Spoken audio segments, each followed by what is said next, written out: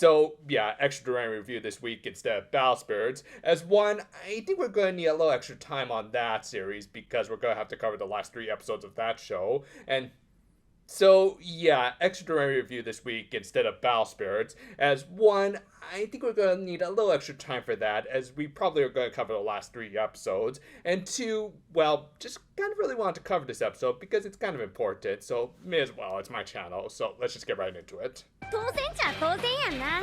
私はアメリカでステーキいっぱい食べたからだ。At these prices, not likely.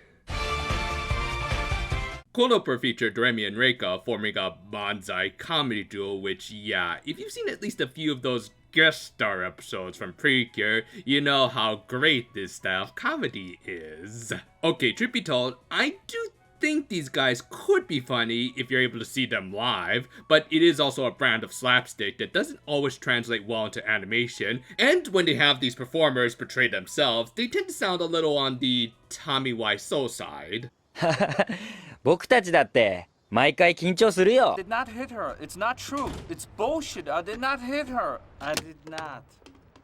Oh, hi, Mark. Still, I guess we'll see how these two hold up, as clearly their act is what everyone's going to remember about this episode, right? Anyway, the episode proper opened with Doremi pointing out the normies in her class who were trying to portray one of our favorite tokusatsu, which I guess was going to be like Kamen Rider, maybe?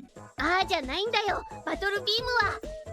こう。Doremi ixnay on the competition, eh? From there, Momoko gave her an invitation to her birthday party and also asked her to hand out the remaining letters to her friends. She agreed, but the boys play acting the Man of Ultras, resulting in her invite getting lost and rather magically just landing on someone else's seat. Like, I'm not saying this is impossible or anything, but that thing got about as much airtime as SpongeBob on Nickelodeon. Anyway, it ended up on Reika's seat. The other Ojamajo were of course invited, and all planned to meet on Sunday at Momoko's house. 誕生日なんだって。ええ。心配するな。店は休みに。 Wait, y'all work on Sundays?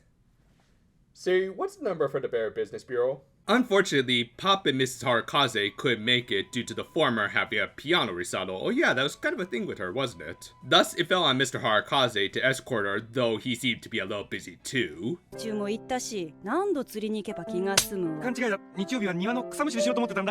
would you ever say no to that? With that, Doremi just needed to figure out what sort of gift she could give her friend, and since this season was all about baking, her mother suggested making a cake, which you'd think they'd already have plenty of at a birthday party, but hey, who says diabetes is a surefire thing? The next day, Doremi excitedly made her way to Momoko's party, and yeah, pretty sure going as fast as she was, that cake was already going to get smashed up even before she ran into Reika. But yeah, the two crashed into each other, with Reika holding some roses that, financially speaking, would be a far greater loss for the Tamaki family, but still a drop in the hat for them, really. Meanwhile, Doremi didn't have time to bake another cake. 本当にごめんね。ドレミちゃん気にしないで。 Just say it's one of them their fancy disassembled cakes or whatever. Reika later arrived with some new roses and Doremi's invite, and while unplanned, they kind of rightfully decided just to roll with it. It was an honest misunderstanding, at least after that rocky start, Momoko held no ill will towards Reika, for now. However, with 3 more guests, Momoko's parents didn't have enough steaks to feed everyone, which, in that case, you could probably just cook and slice and serve them up buffet style, but Mr. Asuka had a different idea. 大丈夫。僕に任せてよ。 Hey, if it's made by Sanji here, I bet you can make something good even out of a small saucepan.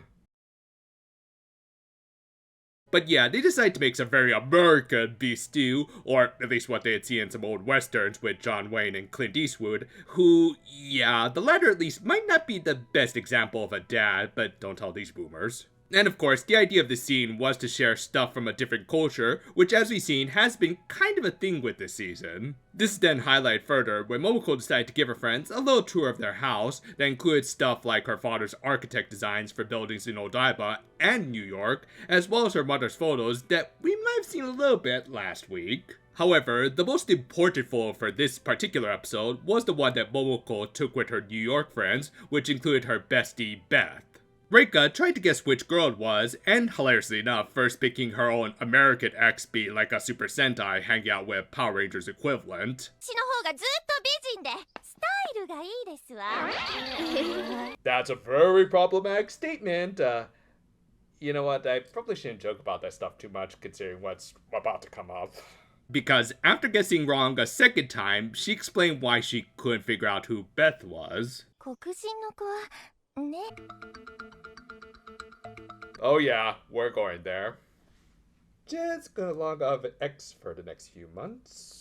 Yeah, let's not mince words here, like whatever the hell the fan subbers were doing here. Reika was being outright racist. Not xenophobic, as she didn't show any sort of prejudice or othering to the other two American girls. She isolated Beth entirely because she had darker skin than the very Caucasian girls, who happened to look a little more like her, and one of them was even likened to her. Then, just as we said with the Gav review just the other day, I have to appreciate when they don't pull any punches. There's no sloppy allegories that could muddle the message, no being around the big issue by saying that it's the fault of some third party or even the victims themselves. One of the more prominent supporting characters of the show outright displayed racism. Now, to be fair to Reika, she at the very least wasn't trying to be malicious. She thankfully didn't use the N-word or treat Beth as anything subhuman. That said, the fact that she did make this remark without seemingly any basis, I mean, Johnny Somali wouldn't be a thing for at least a couple more decades, she likely was basing this statement off of some sort of unfounded prejudice. Whatever the case, Momoko was kind of justified in her anger here, but Reika's ignorance wasn't unfixable and didn't need to be held heavily against her. Of course, all of that's just my 2 cents, but if you have a different opinion, do feel free to leave it in the comments because this is an episode that's worth discussing, you know, if you're comfortable with it is all. Regardless, the Ojamajo would have to look forward to one of the most awkward birthday parties ever, and I've watched Gilbert Grape. Still, at least the food was good, and Sanji managed to make a cake along with the beef stew, though I think the animators need to work on their food prawn for the latter, because that stuff, yeah, it doesn't look too right. Still, the point was to show the almost magical versatility of the Dutch oven in front of the witch trainees. Kind of clever, and it also distracted from the awkwardness of the whole racing thing. Fortunately, some of that tension was relieved by Beth herself when Momoko received her gift from her. ビデオレターじゃない It's funny because nowadays kids would just think those things are plastic bricks, which with degradation they pretty much are, unfortunately.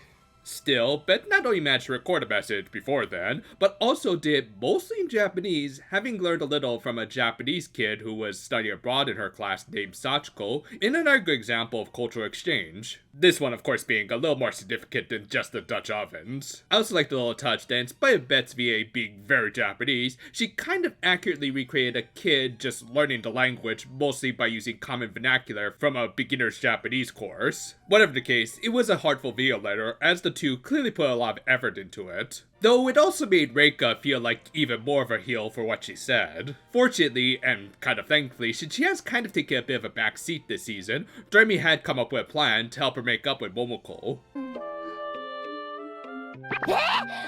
私がやるんですの What? It's only a slightly dead meme. Nah, of course, it was the Monzai from Cold Opener, which they were going to use as a framing tool to create a reply video letter to Beth. With that, they got Hazuki's dad to film them doing a bunch of dumb, but kind of funny skits. Again, I do think Monzai could be good under the right circumstances, but honestly, I just find it funnier when they botch their skits like the Ojo-samas here. With that, the other Ojamajo provided their own stuff, which they probably didn't require magic for unless they wanted to just save up on the costume rental. Oh goody, no, I'm being triggered by being reminded of one of my least favorite episodes of this series. Following that, they didn't really do any funny stuff, just good displays of Japanese culture, which again is the whole theme of this season of encouraging cultural exchange, and in the case of this episode, respecting or at least being sensitive to those foreign cultures. In Reika's case, as was shown with the recording of this video, and subtly throughout the latter half of this episode, she was able to acknowledge her mistake, and Momoko forgave her enough to invite her to the curtain call for the video and this episode. This was easily a standout of this season, albeit mostly for just that one scene. Don't get me wrong, the rest of the episode wasn't very good showing about the importance of cultural exchange, but yeah, let's be honest, Reika's racist statement was always what everyone was going to talk about. And I do think it elevated this episode because, wow, were they not holding back.